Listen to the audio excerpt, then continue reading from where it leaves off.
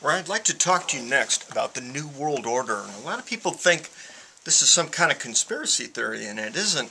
There's actually been a plan. There's policy papers. It's discussed. Most of our presidents of the United States have talked about a New World Order.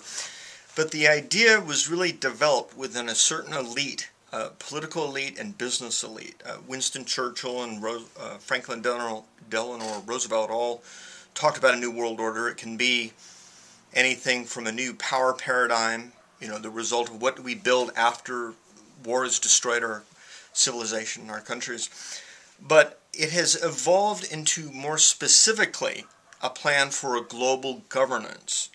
And more than anyone else, the Rockefeller family, both John D. Rockefeller and later David Rockefeller, as well as other members of royal families of Europe and those that own some of the largest interests in resources in the world, all have this idea that the world would be better run, and they have different ideas of how to do this, by a centralized authority. And they differ on how that should be held.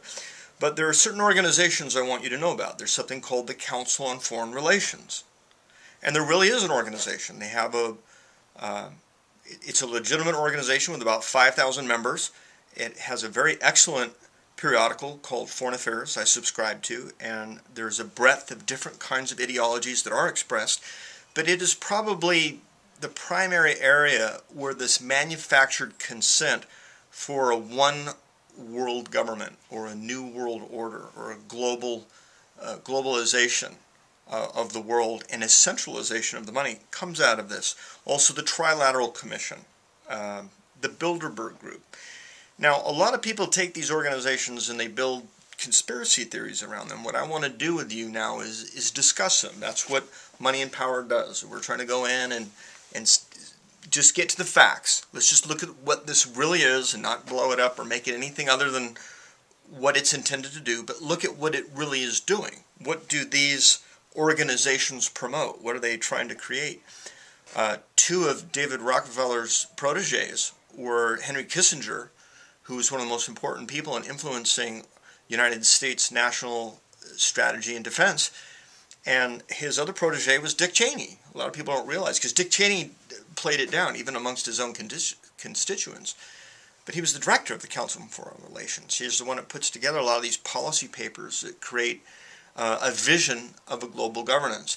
So I want you to open your mind and open your heart and look at, well, what is the good in this? It's not necessarily all bad, but when decisions are made behind closed doors and when the public is unaware of decisions that are being made that affect them, it's important that we all stop and take a look at what's happening, because it's affecting our lives very directly.